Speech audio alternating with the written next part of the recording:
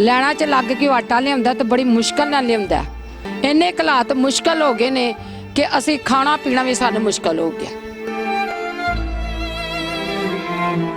ਗੁਰਬਤ ਸਾਡੇ ਤੇ ਹੋ ਗਈ ਏ ਕਿ ਅਸੀਂ ਰਾਤ ਵੀ ਜਿਹੜੇ ਨਾ ਸੋਚਦੇ ਲੰਘ ਜਾਂਦੇ, ਦਿਨ ਫਿਰਦੇ ਲੰਘ ਜਾਂਦੀ ਏ। ਮਿਹਰਬਾਨੀ ਕਰਨ, ਮਹਿੰਗਾਈ ਘੱਟ ਕਰਨ।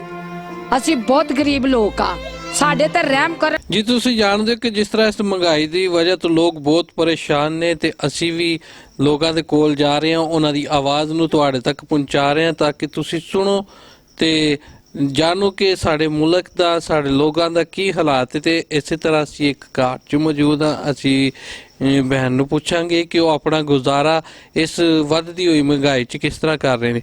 ਜੀ ਤੁਹਾਡੀ ਖੁਦਾਵੰਦ 'ਚ ਸਲਾਮਤੀ ਹੋਏ। आपकी भी सलामती हो। मैं ये दसना चाहनी हाँ जी, मेरा मियाँ सुबह 5 बजे उठ के तो जाता सब्ज मंडी। वेखो जी, कदी ओनू कारोबार लभदा, कदी नहीं लभदा।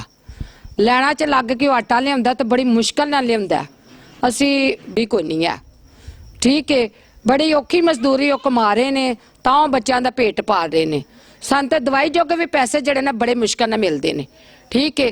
जी नैलन की जुत्ती है जी, वो भी 50-55 रुपए की, अज भी 250-300 की जुत्ती। असी जुत्ती भी नहीं पाणो मुश्किल हो गई है सानू।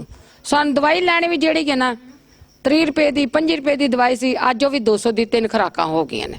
साने इन्ने हालात मुश्किल हो गए ने कि असी खाना पीना भी सानू मुश्किल हो गया, ठीक है। हुण ते इन्नी को गुरबत साडे ते हो गई है कि असी रात भी जेडे ना सोचदे लंघ जांदे, दिन फिरदे लंघ जांदी है ते रात असी सोचदे लंघ जांदे भी साडे बच्चों दे हालात की होणगे। साडे बच्चों दा कोई कारोबार है कोई नहीं। असी हुण बच्चों दा कोई पेट पाल किवें सकने आ? जे हुण पेट ना पाले तो कोई बच्चों की शादी असी किवें कर सकांगे? घर दा असी मुश्किलात किवें कर? ते बिल, बिजली दा बिल जिहड़ा है वो भी नहीं असी पूरा कर सकदे।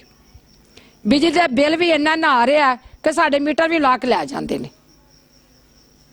तो गैस का बिल भी इन्ना दे रहे ने। गैस का बिल कभी बिजली गैस आती है, कभी नहीं आती। 300-400 गैस का बिल देंदे ने ते गैस भी पूरी नहीं आती।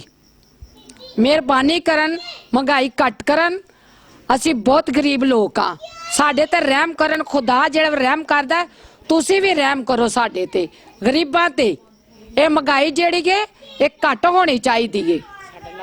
साडा लक तोड़ते ने, साडे बच्चों का कारोबार को नहीं, साडा कारोबार को नहीं, साडे मियाँ का कारोबार को नहीं। मेहरबानी करो, तुसी गरीबां ते रहम करो, खुदा तुहाडे ते भी रहम करे। ये दसो कि जिस तरह के 1000 रुपया आम आदमी की दिहाड़ी है, तो तुसी इहदे विच अपने घर दा चूल्हा किस तरह चलांदे हो? असी जी वेखो जी, इस तरह चूल्हा चलाने जे साडे कोल आटा ना होवे तो असी 200 तो किलो चावल ने, ठीक है, 3 पा कदी लै देने, कदी किलो लै देने। जे साडे कोल मतलब कि घ्यो जोगे पैसा ना असी बच्चों नूं उबाल के खवा सकने आ। साडे के घ्यो भी 600 तो किलो वे, जेड़ा दूसरा वो भी 500 550 तो किलो घ्यो वे। असी बच्चों नूं कदी चोपड़ देने आ, कदी सुक्की देने आ रोटी, ठीक है। असी गरीब लोग हाँ, साडे कोई इन्ने खर्चात कोई नहीं गे। जो बच्चों की मजदूरी नहीं होनी, बाहरों आमदन नहीं आनी, तो असी बच्चों फिर की खवा सकने आ, ठीक है। बच्चे बेचारे मंगते ने पैसे, असी उन्होंने झिड़क देने आ। जो उतों ही नहीं साडे ते रहाई होनी, जो इन्हां साडे कोलों सारा पैसा हुकूमत ने खो के लै जाना, तो असी बच्चों ने की खवाना ते की देना, ठीक है। ते ये साडे ते रहम करन। असी बच्चों का पेट पालिए, असी बच्चों की अच्छी परवरिश करिए, अच्छी पढ़ाइयां करिए। अब बच्चों के असी कापियां किताबां नहीं पूरियां कर सकते, असी फीसां नहीं दे सकते। ये साडे ते रहम करन। असी बहुत गरीब लोग हाँ, बहुत गरीब लोग हाँ।